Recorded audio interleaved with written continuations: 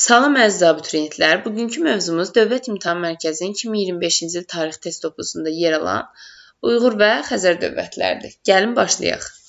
Deməli, birinci sual göstərilən xüsusiyyətlər aiddir. Göytürk dövlətinin dağılmasından sonra yaranmışdır. Dövlətin əsası 744-cü ildə qoyulmuşdur. Avropalılardan xeyli əvvəl kağız istehsal etmişdir.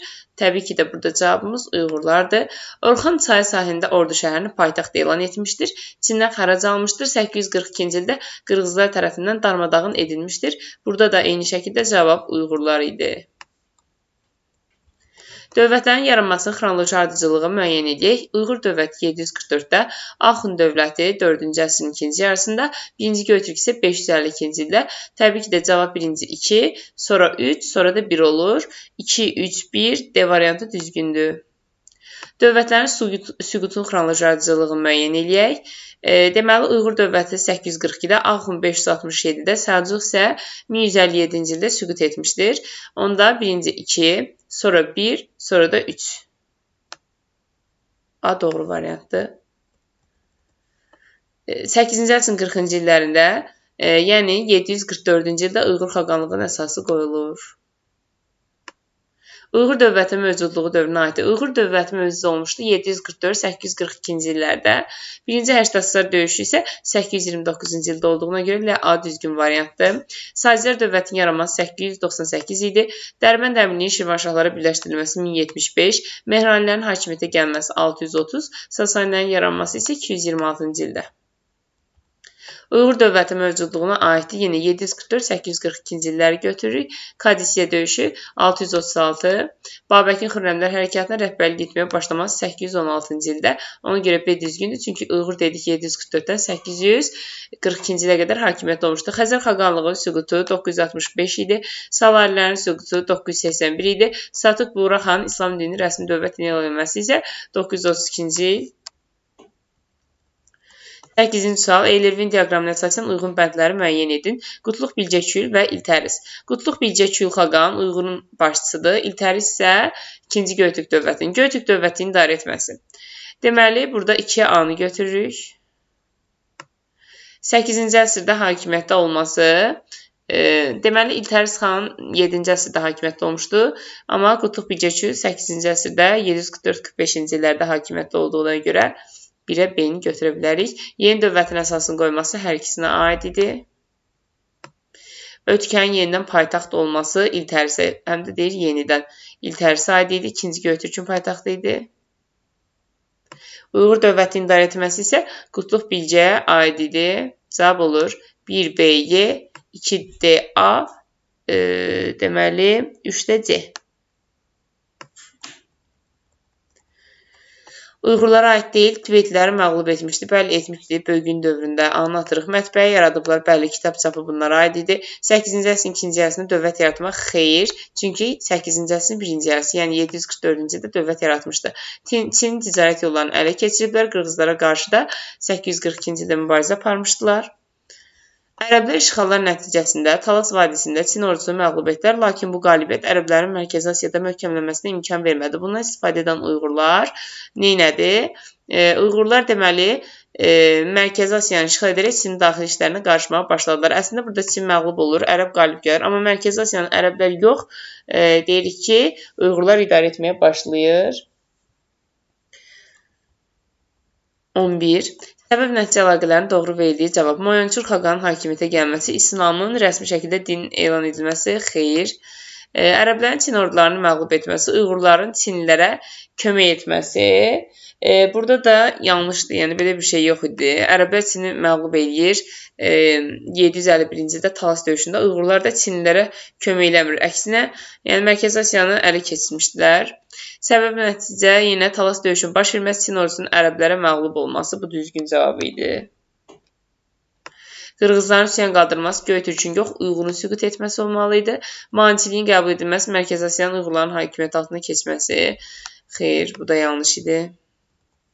Mərkəzi Asiya dedik ki, Uyğurların hakimiyyəti altına keçmişdi 751-də Talas döyüşündən sonra. Yəni, maniçiliklə heç bir əlaqəsi yox idi.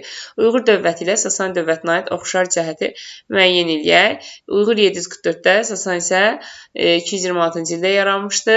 Göytürk dövlətinə qarşı mübarizə aparmaları. Deməli, Uyğur dövləti dediyinə görə, eləcə Uyğur desəydi, onda götürə bilərdik A-nı, amma Uyğur dövləti deyil. Uyğur dövləti Göytürk dövləti süqut etdikdən sonra yaranmışdı. Yəni Uyğur dövləti Göytürk dövlətini görməmişdi. Erkən orta əsrlər dövründə süqut etmək hər ikisi üçün oxşardır, çünki Uyğur 842-də, Sasani isə 651-ci ildə süqut etmişdi. Üsyanlar nəticəsində süqut etmək yox, Sasani dövləti ərəblərin hücumu nəticəsində süqut etmişdi. Türk mənşəli sülalələr tərəfindən Uyğur türk olsa da Sasani türk deyildi. Ərəblərə qarşı mübarizə aparmaq isə bunlara aid deyildi. Uyğur dövlətinə aid verilmiş fikirlərdən biri səhvdir. Tibet tayfalarını məğlub etmişdi, düzdür, bölgəyə aiddir. Çinin ticarət yollarını ələ keçmişdi. Bu da düzgündür. Göytürklərlə mübarizə nəticəsində yaranmışdı. Bu da düzdür. Dini pərakəndəlik nəticəsində zəifləmişdi. Bu da düzdür. Monqol tayfalarına qarşı mübarizə aparmamışdı. Sadəcə Tibet tayfalarına qarşı mübarizə aparmışdı. Monqol və Tibet tayfalarına qarşı mübarizə aparan Asiya Hun dövlətindəki Metex xan idi. Birinci Göytürk və Uyğur dövlətlərinin ortaq olmayan cəhətlərini müəyyən edək. Mərkəzi Asiyada meydana gəlib hər ikisi. Tibet tayfalarına qarşı mübarizə aparması. Tibet tayfalarına qarşı mübarizə aparmaq sadəcə Uyğura aid idi. Ona görə 14-cü sualda B düzgün variant idi. Çin üzərindən siyasi təsirlərə malik olmuşdular. Dini parçalanma nəticəsində zəifləmişdilər, düzdür. Türk soylu sülalə tərəfindən, təbii ki, bu dövlətlərin hər biri Türk dövləti idi. Haqqında məlumat verilməyən tarixi şəxsiyyət Xəzərləri tabe etmişdi. Kim istəmi? Ona görə B-ni atırıq. Tibetləri məğlub etmişdi bölgü. Karlıq və basma türklərlə birləşmişdi Qutluq Bilgə Kül, yəni Uyğur. Göytürk dövlətini yaratmışdı Bumin. Burada yalnız Bilgəyə aid heç bir variant olmadığına görə A düzgün cavabdır. Elirvin diaqramına əsasən uyğunluğu müəyyən edək. Birinci Göytürk, ikinci Göytürk və Uyğurun oxşar cəhəti Xəzərləri tabe etmişdi. Birinci Göytürkdə istəmi. Tibetlərə qarşı mübarizə aparmışdı Uyğurda bölgü. Mərkəzi Asiyada meydana gəlmişdi hər biri. 7-ci əsrdə meydana gəlmişdi. Deməli, 2-ci Göytürk. Maniçilik dini yayılmışdı. Maniçilik dini də Uyğur dövlətində yayılmışdı. Cavab olur 1A, 2D, 3BY, 4də C. Deməli, 16-cı sualda A doğru variantdır. Uyğur dövlətinin mövcudluğu dövrünə aiddir. Mehranilər sülaləsinin hakimiyyətinə son qoyulması. Uyğur dövləti mövcud olmuşdu 744-842-ci illərdə. Mehranilər sülaləsinin hakimiyyətinə son qoyulması isə 705 olduğuna görə bunu atırıq. Cərmədan döyüşü 643-cü ildə idi. Uyğur görməyib. Ərdəbilin ərəblər tərəfindən işğal edilməsi 7-ci əsr idi. Xürrəmlər üsyanının başlaması 778 bu aid ola bilər. Birinci Göytürk dövlətinin yaranması 552-ci ildə. Uyğur dövlətinin mövcudluğu dövrünə aiddir. Ərəblərlə Sasanilər arasında Kadisiya döyüşünün baş verməsi 636-cı illərdə bunu atırıq. Uyğur 744-842-də mövcud olmuşdu. Ərəb xilafətində Abbasilərin hakimiyyətə gəlməsi 750-ci ildə olduğuna görə B düzgün variantdır. Şirvanşahların yaranması 861, Mehranlərin süqutu 705, Xəzər xaqanlığının yaranması isə 650. Uyğur dövlətinin mövcudluğuna aiddir. 744-842-ci illər. Dəndənəkən 1040 idi atırıq. Sacilərin yaranması 898-də atırıq. Mehranlərin hakimiyyətə gəlməsi 630-da atırıq. Xürrəmlər hərəkatının başlaması 778-dir, düzgündür. Salarilərin hakimiyyətə gəlməsi isə 941-ci ildə idi. Cavab D variantı. Qutluq Bilgə Kül xaqandan fərqli olaraq Moyontur xaqan neyləmişdi? Yeni dövlətin əsasını Qutluq Bilgə Kül qoymuşdu. Ona görə A-nı atdıq. Ərəblərlə ittifaq qurmuşdu. B bir variant, məsələn, Moyonturda yox idi. Qırğız üsyanına qarşı mübarizə yox idi. İslam dinini qəbul etməyib, amma Çindən ipəklə xərac almışdı. Çindən ipəklə xərac aldığına görə də Metendən oxşar idi. 21-ci sualda 1-ci Göytürk dövləti ilə Uyğur dövlətinə aid oxşar cəhətləri seçək. 8-ci əsrdə süqut etmək. 1-ci Göytürk dövləti dedik ki 744-də, Uyğur isə 842-də süqut etmişdi. Ona görə biri atırıq. Türk mənşəlidir hər ikisi. Mərkəzi Asiyada meydana gəlmişdi hər ikisi. Ərəblərlə ittifaq qurmaq yox idi. Klassik feodalizm dövründə yox, erkən orta əsrlər dövründə süqut etmişdi. Cavab olur 2 və 3. Elirvin diaqramına əsasən uyğunluğu müəyyən edək. Böyük Hun dövləti, Uyğur dövləti və hər ikisinin oxşarlığı Monqol tayfalarının tabe edilməsi Böyük Hunda Meteyə aid idi. Yəni Asiya Hunda. Çinin ticarət yollarının nəzarətinin ələ keçirilməsi hər ikisinə aiddir. Tibetlilərə qarşı mübarizə aparması yenə hər ikisinə aiddir. Dedik ki, Meteyə ilə bölgü. Maneçilik təliminin yayılması Uyğura aiddir. Kağız istehsalını mənimsəmək də Uyğura aiddir. Cavab olur 1A, 2D, 3də BC A variantı.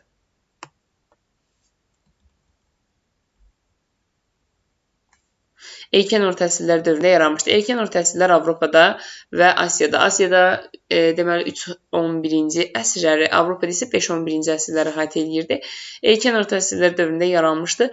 Göytürk dövləti 552-ci ildə. Teymuri 1377 atırıq. Qaraqoyunlu 1410 idi. Osmanlı 1302 deyək. Uyğur dövləti 744 idi, götürürük. Sacilər dövləti isə 898 idi, götürürük. Cavab olur 1, 4 və 6. Erkən orta əsrlərdə baş vermişdir. Maqneziya döyüşü 190-cı ildə idi. Bu erkən orta əsrlər deyil, yəni quldarlıq dövründə idi, atırıq biri. Daha doğrusu baş verməmişdi dediyinə görə bunu Maqneziya döyüşünü götürərik əksinə. Axund dövlətinin yaranması. Axund dövləti erkən orta əsrlərdə yaranmışdı. 4-cü əsrin ikinci yarısında bunu atırıq. Uyğur dövləti 744-də yaranmışdı. Bunu da atırıq. Aziyankur isə 1415-də bu klassik feodalizmə düşür. Ona görə də 4-ü də götürürük. Çünki erkən orta əsrlər dövründə baş verməyibdir. Cavab olur 1-4. Erkən orta əsrlərdə yenə baş verməyib. Osmanlı dövlətinin yaranması. Bəli, 1302-də.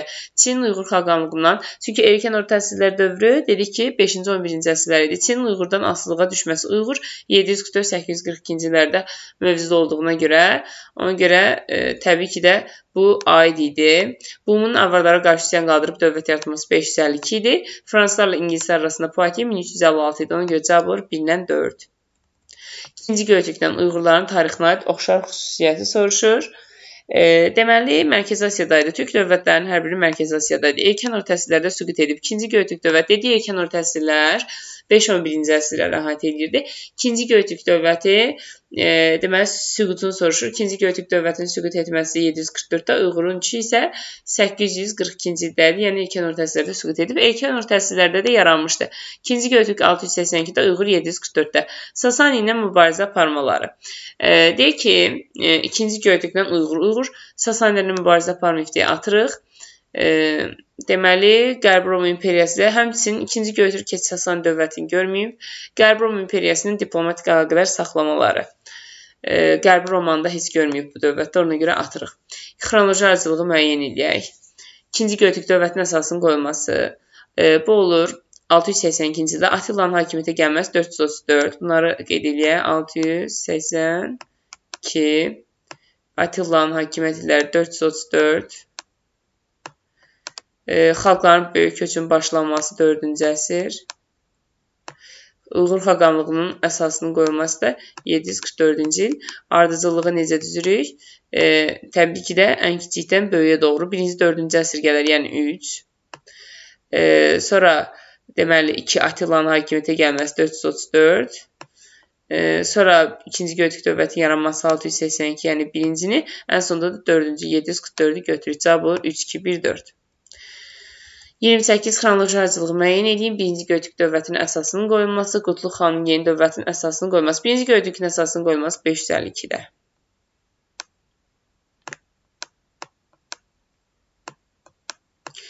Qutluq xanın yeni dövlətin əsasının qoyulması 682-də.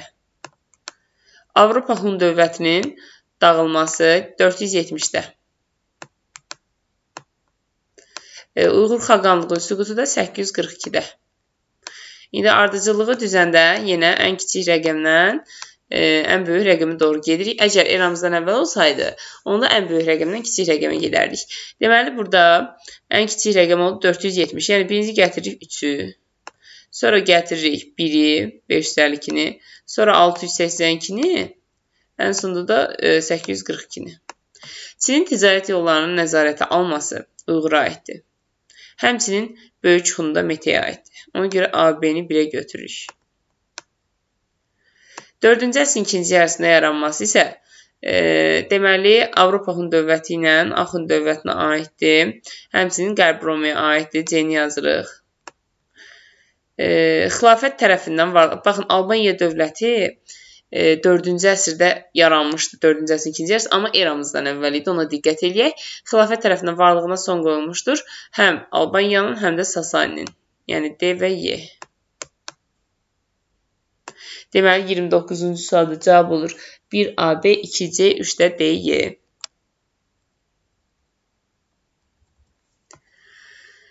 Xəzər dövlətinə baxaq. Birincisi, Kiyev dövləti tərəfindən süquta uğradılmışdır Xəzər. 965-ci ildə Kiyev knyazı Svyatoslav. Xəzər xaqanlığının paytaxtları Səməndər, Bələncər və İdili idi. 8-ci əsr Frank dövlət və Xəzər xaqanlığına aid ümumi cəhəti soruşur. Frank dövləti 8-ci əsrdə, Xəzər xaqanlığı isə neyləmişlər? Kiyev knyazının qarətçi yürüşləri 8-də deyildi, misal üçün 965-də idi Xəzər. Ərəblərin Avropaya irəliləməsinin qarşısını alması, bəli, bu düzdür.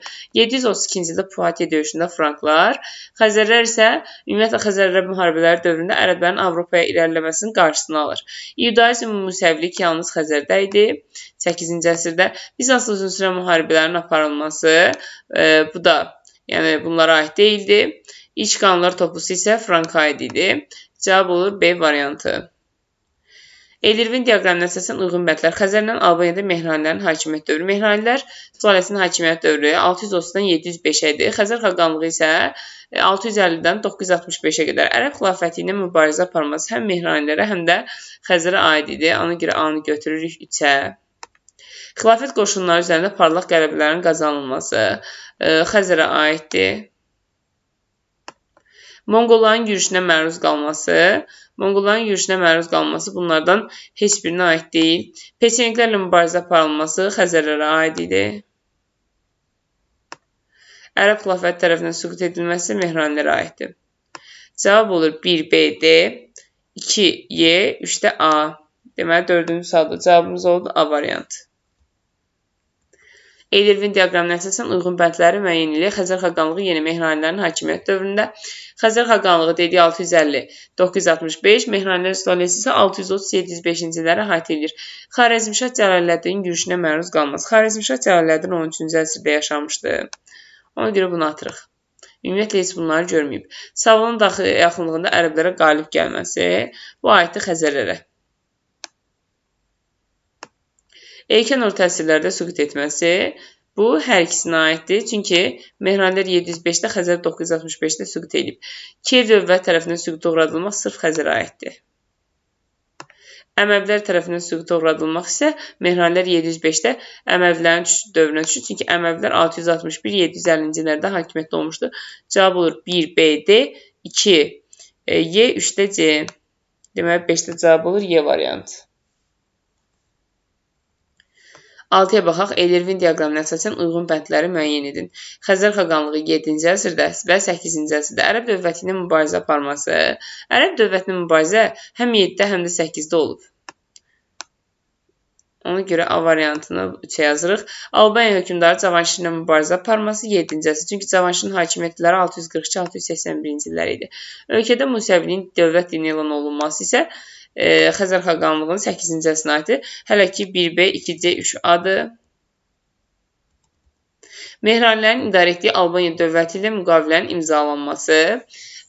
Deməli, Mehranilərin idarə etdiyi Albaniya dövləti, yəni Cavanşirlə müqavilənin imzalanması 7-ci əsrdə, Hilat yaxınlığında döyüş isə 8-ci əsrə aiddir. D və Y.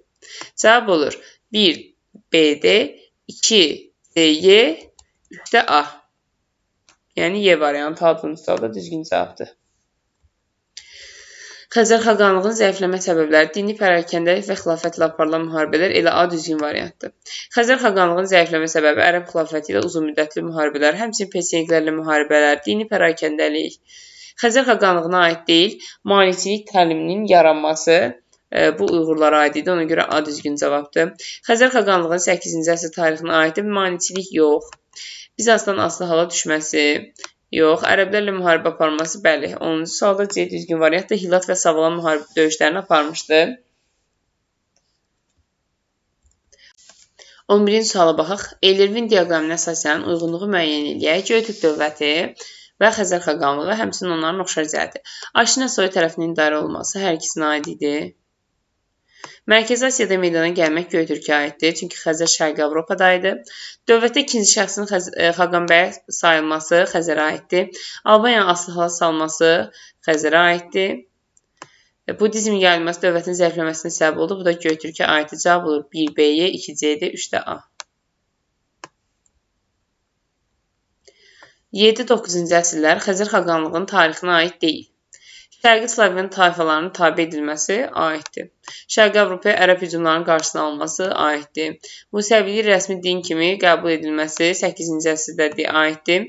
Qonşu dövlətlər tərəfindən süquta uğradılması. Bu Kiyev tərəfindən süquta 965-ci ildə, yəni 10-cu əsrdə süquta uğranmışdı deyə yanlışdır. Ərəb xilafətlə müharibə aparmışdı, bəli.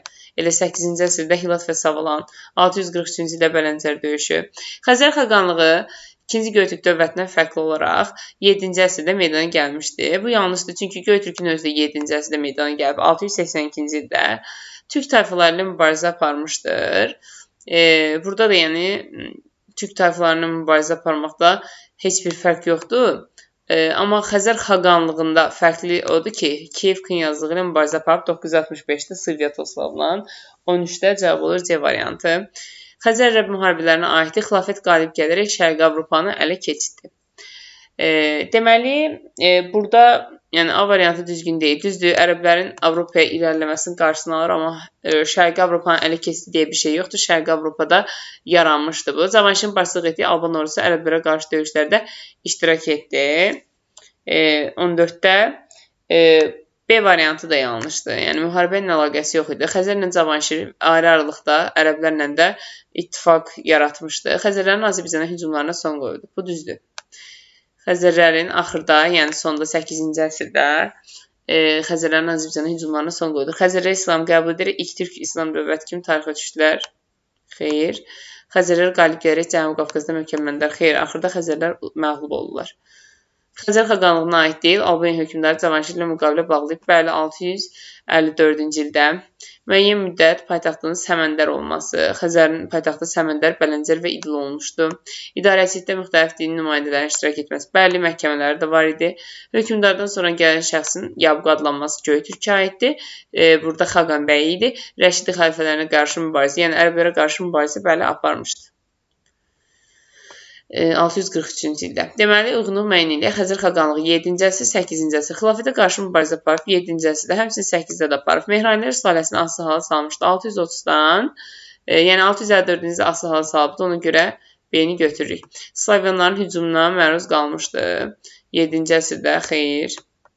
Deməli, hələ ki, 1-ə A və B-ni götürürük. Şəddadilərə qarşı mübarizə aparmışdı. Xeyr, Şəddadilərin dövlətinin yaranması bundan 200 il sonradır.